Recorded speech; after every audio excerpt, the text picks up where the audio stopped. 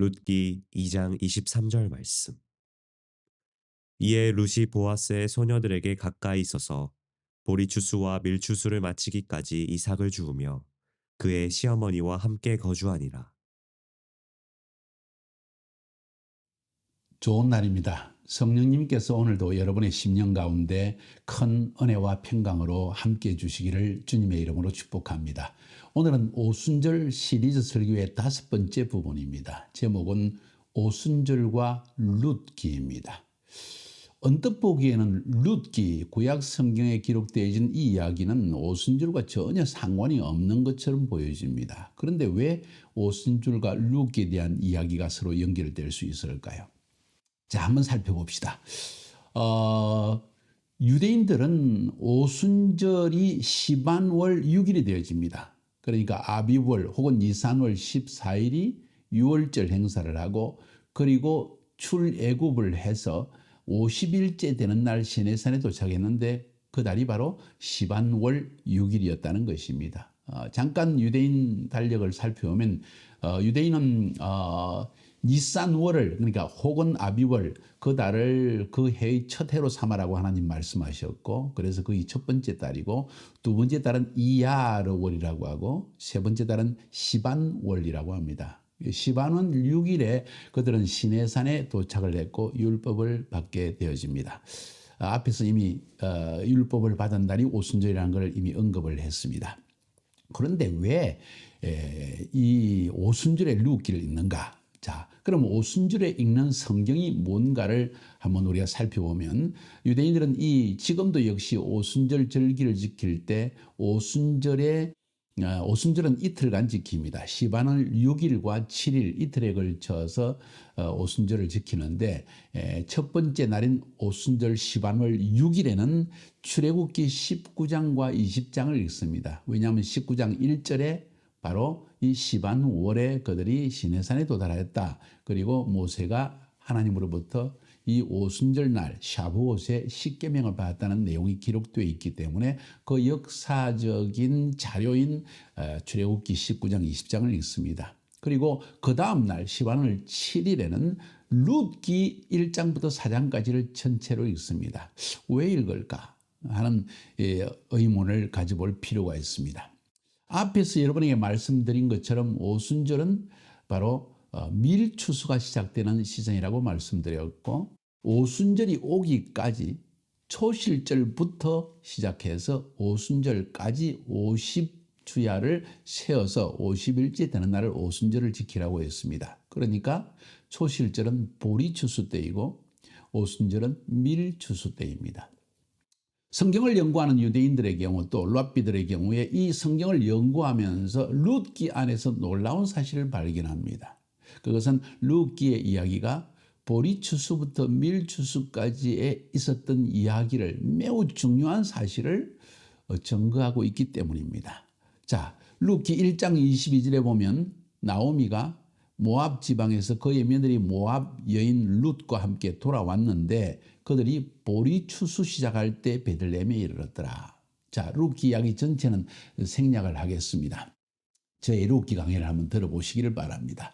자, 나오미가 그의 며느리인 모압 여자, 이방인 여자 룻과 함께 모압 땅에서 살다가 다시 베들레헴으로 돌아온 때가 보리추수를 시작할 때다. 이방인 며느리와 함께 베들레헴으로 돌아왔는데, 이 베들레헴은 다윗의 고향이기도 합니다. 자,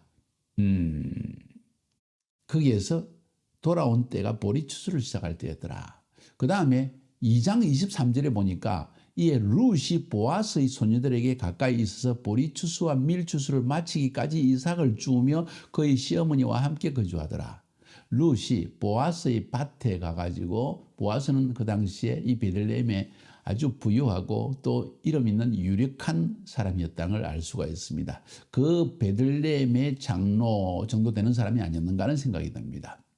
자, 그때 이 룻이 베들레헴으로 돌아와서 보리추수 때도 보아스의 밭에서 이삭을 줍고 계속 이삭을 줍다가 추수가 끝나고 밀추수가 시작될 즈음에 또 거기서도 이삭을 줍기 시작했다. 그러니까 보리추수부터 밀추수 때까지 딱 오순절에 이야기가 바로 이 룻기와 연관성이 있기 때문에 유대인들은 이 룻기를 즐겨 오순절에 읽는 것입니다. 거기에 좀 더 첨가한다면 오늘 전체 내용을 위해서 룻기 4장 17절에 보니까 나중에 결국은 이 룻이 모압 여인, 이방 여인 룻이 베들레헴 출신의 보아스라고 하는 유대인과 함께 결혼을 해서 아기를 낳는데 그 아기가 바로 다윗의 정조 할아버지가 된다는 거예요.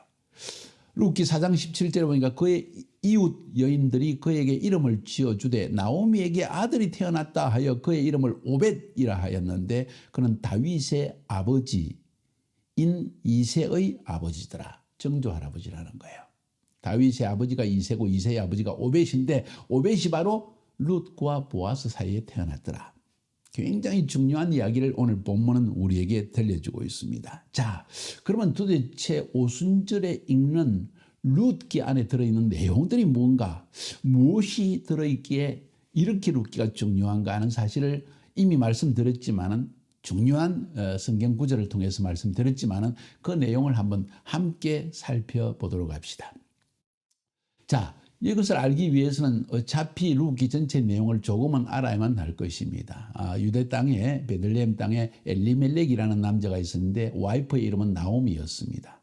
아들 2명이 있었는데 이 아들 2명과 함께 흉년이 들어서 할 수 없이 모압 땅에 먹고 살기 위해서 건너가게 되어집니다. 그런데 거기 건너가서 어쩌면 엘리멜렉이라는 이 남자가 나오미의 남편이 믿음이 없어가지고 이 하나님의 부르심의 땅을 떠났기 때문에 그런지 어떤지는 설명하지 않습니다. 남편 엘리멜렉도 죽고 두 아들도 결국 죽고 마납니다. 이 두 아들이 모압 여자들을 자기 아내로 얻었기 때문에 나오미에게 며느리 둘만 남았습니다. 나오미와 첫 번째 오르바라는 모압 여인 며느리와 그리고 룻이라는 이 모압 여인 며느리가 남게 됩니다. 유대인 여자 1명과 2명의 이방인 여인이 집안에 남게 되었다는 거예요. 그런데 같이 살다가 이제 베들레헴 땅에 하나님께서 은혜를 베푸셔서 이제 거기에 흉년이 사라지고 먹을 것이 있다는 이야기를 듣고 그래서 나오미가 자기 고향으로 돌아갑니다. 고향으로 돌아갈 때 나오미가 두 며느리에게 이야기합니다. 며느라리들아, 이제 내 아들 2명 다 이제 죽고 없고 내가 지금 시집을 다시 간다 할지라도 아들을 낳으면 아유야 너희들 할머니 되겠다. 걔네들하고 같이 결혼하려면. 그러니까 그러지 말고 너희 모압 사람에게 다시 가서 결혼을 해라. 모압의 신에게 돌아가라. 그런 표현을 씁니다. 그랬더니만 이 두 며느리가 절대로 안 그러겠습니다. 울며 불며 참 시어머니가 훌륭했던 것 같습니다. 나오미의 성품이 뛰어났던 것 같습니다. 유대인 여자로서 이방인인 며느리가 유대 가정에 들어오면 너희들이 참 힘들지 않겠느냐. 풍습도 그렇고 먹는 것도 그렇고 모든 것이 전통도 다르고 하니까 너희들 차라리 너희들의 민족에게 돌아가고 너희 민족의 신에게로 돌아가는 게 합당치 않겠느냐. 그것이 살기에 편하지 않겠느냐 하는 이야기를 이 시어머니가 하게 됩니다. 그때 오르마는 울면서 결국은 떠나갑니다. 나오미와 있고 싶지만은 현실을 가만히 살펴보니까 결국 나는 내 민족에 돌아가야 되겠다, 내 신에게 돌아야 되겠다는 결단을 하게 되어집니다. 그러나 룻, 또 다른 한 명의 이방인 며느리였던 룻은 절대로 그럴 수 없습니다 하고 간곡하게 부탁을 합니다. 그러면서 한 이야기가 볼까요? 룻기 1장 16절 17절에 보니까 룻이 이르되 내게 어머니를 떠나며 어머니를 따르지 말고 돌아가라 강건하지 마옵소서. 어머니께서 가시는 곳에 나도 가고 어머니께서 머무시는 곳에서 나도 머물겠나이다. 어머니의 백성이 나의 백성이 되고 어머니의 하나님이 나의 하나님이 되시리니 어머니께서 죽으시는 곳에서 나도 죽어 거기 묻힐 것이라. 만일 내가 죽는 것 외에 어머니를 떠나면 여호와께서 내게 벌을 내리시고 더 내리시기를 원하나이다 하고 이야기합니다. 그 이야기를 듣고는 나오미도 우리 며느리가 참 대단하다. 마음의 결단을 했구나. 그래서 더 이상은 떠나라고 말을 하지 않습니다. 그렇게 해서 나오미는 며느리 이방 여인 모압 여인은 룻을 데리고 고향인 베들레헴으로 돌아옵니다. 그때가 보리 추수를 할 때쯤 되었더라. 다시 말해서 초실절 때라는 거예요. 그리고 먹을 것이 없으니까 어차피 친족 중에서 아주 유력한 보아스라는 사람의 밭에 가서 보리 이삭을 줍고 나중에 그것을 줍고 일을 하다가 밀추수가 될 때까지 50일 동안 그 밭에서 일했다는 것이지요. 오순절이 오기까지 그 보아스의 밭에서 일을 하다가 결국은 이 시어머니가 이 보아스에게 시집을 갈 수 있도록 자기 며느리가 이방 여인 룻이 시집을 갈 수 있도록 주선을 해서 결국은 나중에 놀라운 하나님의 은혜로 유대인 보아스와 나이가 어린 룻 모함 여인 이방인 여인이 결혼을 하게 되어집니다. 그런데 그 결혼한 사이에 태어난 아이가 바로 오벳이라는 사람이고 오벳이 이새를 낳고 이새가 다윗이라는 위대한 메시아의 상징인 왕을 낳게 되어집니다. 자, 이 이야기가 지금 룻기 전체에 적혀진 내용이기 때문에 유대인들은 오늘도 마찬가지로 전통적으로 오순절 날이 되면 오순절 첫 번째 시반 월 6일에는 출애굽기 19장 20장을 읽고 두 번째 날인 시반월 7일은 룻기 1장부터 4장까지를 쭉 읽게 되어집니다. 여기에서 우리가 볼 수 있는 건 추수하는 주인인 보아스 유대인과 추수에 참여하는 룻 이방인을 보게 되는 것이 첫 번째 부분입니다. 룻은 이방인이었습니다. 사실은 이방인인 룻이 하는 추수라는 것은 그저 거기에서 이삭이나 줍는 일이었지만은 이 이방인인 룻이 하는 일은 바로 유대인과 이방인이 하나로 합쳐지는 일을 위해서 그때의 추수를 위해서 중요한 일을 행했다는 걸 볼 수 있습니다.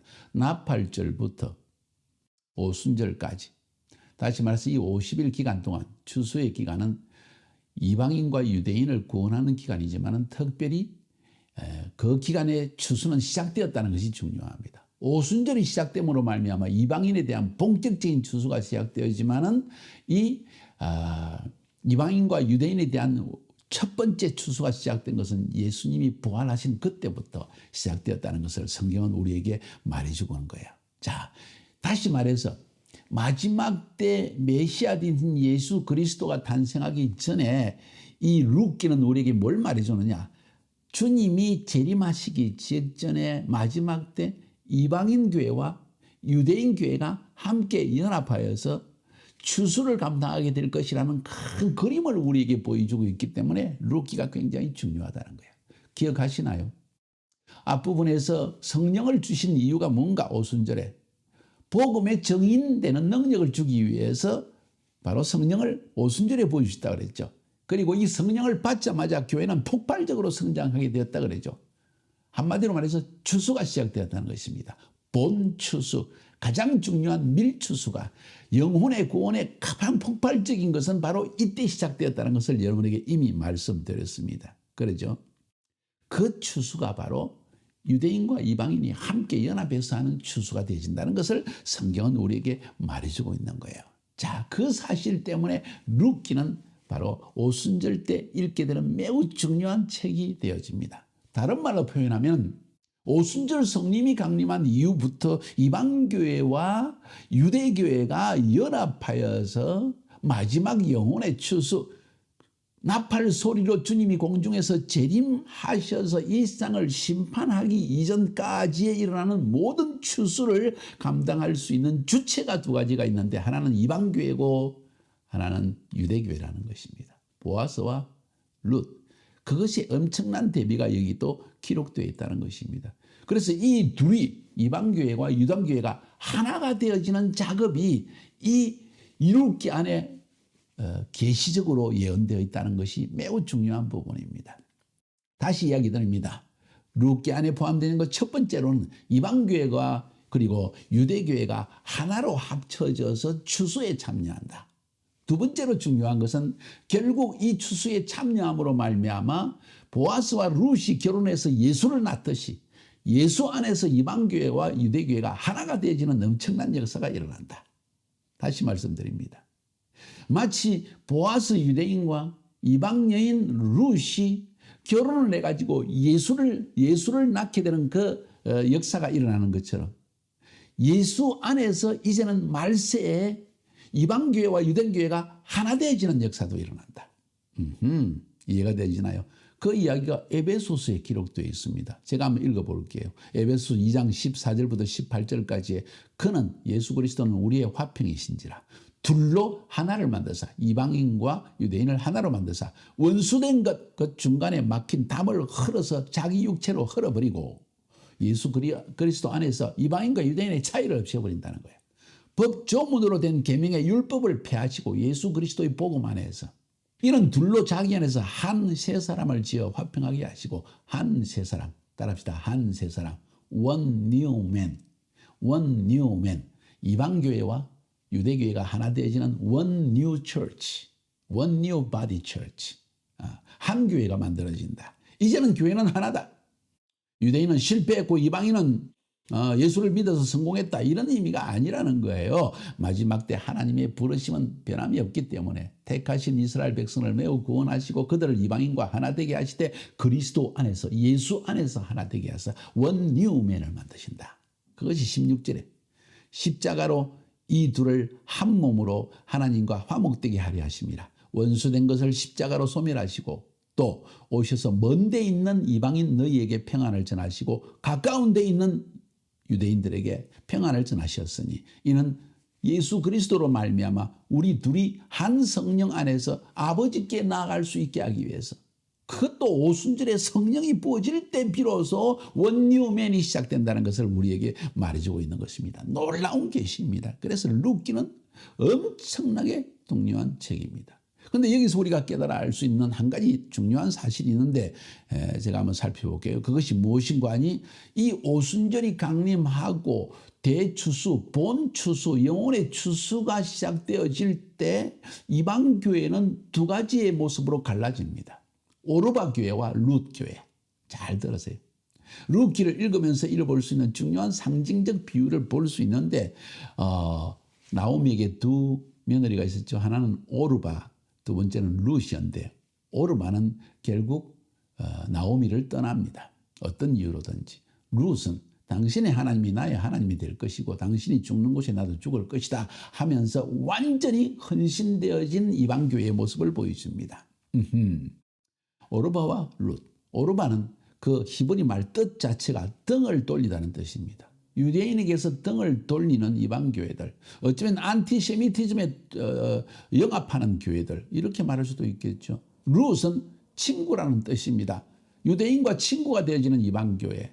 자, 이렇게 해서 마지막 때 오르바 교회와 룻 교회로 갈라진다는 사실을 여러분 알고 계시나요? 여러분의 교회는 어떻습니까?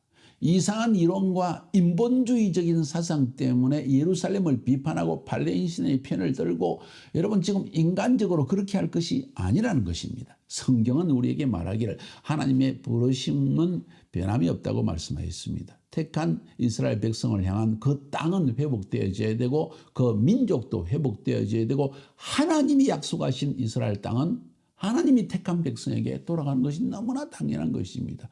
인본주의적으로 인간적으로 어떻게 그럴 수가 있냐. 순종한 살던 사람들을 쫓아내고 유대인이 들어오다니 말도 안 된다. 뭐 다 이해가 되어집니다. 그러나 우리의 논리의 근거는 하나님의 말씀에 주어져야 되는 것이 아닐까요? 여러분의 교회는 어떻습니까? 오르바 교회입니까? 룻 교회입니까? 또 여기서 한 가지 볼 수 있는 것은 이방인 룻과 유대인 보아스의 후손으로 태어나신 예수 그리스도 안에서 볼 수 있는 두 가지의 놀라운 섭리가 있습니다. 그 첫 번째 섭리는 예수님의 피에 예수님 안에 이방인의 피도 흐르고 있다는 것이요. 예수님은 십자가에 죽으실 때 유대인만을 죽은 것이 아니라 이방인들을 위해서도 십자가에서 대속의 죽음을 죽으셨다는 것. 예수님 안에는 이방인의 피가 흐르고 있다. 잘 기억하세요. 아주 놀라운 섭리 때문에 예수님께서는 이제 이방인과 유대인이 하나 된 그 원뉴맨 안에서 예수님 메시아가 탄생하시고 그 예수님이 이방인과 유대인의 피를 가진 예수님께서 십자가에서 죽으심으로 말미암아 이방인과 유대인 모두의 죄를 사하셨다는 이 놀라운 섭리 룻기 안에 발견되는 겁니다. 두 번째로 볼 수 있는 놀라운 섭리는 이 오순절 추수 시즌에 이 일이 일어나게 하셨다는 거예요. 다시 말해서 예수님은 이방인과 유대인을 구원하는 추수 시즌에 성령을 보내주셔서 유대인과 이방인이 함께 추수에 참여할 수 있도록 은혜를 베푸셨다. 이 모든 것은 오직 예수 그리스도 안에서 그리고 샤부옷 오순절 성령이 임하였을 때 비로소 시작된 놀라운 역사적 사건이다. 어떻습니까? 여러분, 성경적 절기는 엄청나게 중요한 절기입니다. 예언적이라고 했습니다. 하나님이 하실 구속적 시간표를 우리에게 보여주는 것이라고 했습니다. 그리고 이 절기를 통해 볼 때, 절기를 우리가 지키고 절기를 연구할 때 절기 안에서 인류의 역사는 하나님의 예언의 성취를 향하여 달려가고 있다는 사실을 분명히 볼 수 있는 거예요. 7개의 절기, 봄절기 3개, 6월절 예수님이 십자가에 죽으심으로 성취되어졌습니다. 무교절 예수님이 십자가에 죽으심으로 우리의 모든 죄를, 인류 역사의 모든 죄를 7,000년의 역사를 다 사해 주셨습니다. 초실절 예수님이 부활하심으로 부활의 첫 열매가 되셨습니다. 절기는 예언이었습니다. 봄절기는 성취되어졌습니다. 이제 오순절 여름절기로 넘어가 보면 바로 이 성령님을 보내주신다는 약속도 이루어졌습니다. 물론 유대인에게 성령을 부어주시는 에스겔서 36장 37장에 기록되어진 말세 메시아의 재림 직전에, 예수님의 재림 직전에 유대인에게 부어질 성령은 아직 완성되어져야 됩니다. 그래서 지금도 오순절을 지킬 때 이 날을 기대하며 소망하면서 지켜야 될 것이다. 이방인은 우리들은 이미 마가의 다락방에 임한 성령으로 말미암아 추수가 시작되는 것을 선포하며 기뻐하며 사단을 공격하며 복음을 전가하며 살아야 할 것입니다. 할렐루야. 나팔절, 대속제일, 초막절, 가을절기는 남아 있습니다. 이것은 마지막 주님이 재림하실 때 공중재림하시고 지상재림하시고 영원한 하나님의 나라를 우리에게 유업으로 주실 그 일에 대한 예언만이 남아 있는 것입니다. 우리가 서 있는 위치를 알아야 됩니다. 우리는 지금 오순절 시즌의 마지막 부분에 살고 있습니다. 마지막 부분이라고 말하는 이유는 예수님이 재림하기 직전에 성령이 부어주실 때 오순절의 두 번째 예언, 유대인을 향한 성령 부어주심의 예언은 성취될 것이고 바로 그 다음 가을 절기의 시즌으로 넘어가기 때문입니다. 재림의 시즌이지요. 자, 지금 이때 우리가 어떻게 살아야 할까요, 여러분? 무엇을 위해 살아야 할까요? 우리가 이 때와 시기를 알지 못하면 우리는 갑자기 주님이 재림하셨다고 생각할 수 있습니다. 아니요. 주님은 이미 절기를 통해서 우리에게 하나님의 예언적 구속의 계획을 다 미리 말씀해 주셨습니다. 연구합시다. 그리고 깨어 있읍시다. 승리하시기를 주님의 이름으로 축복합니다.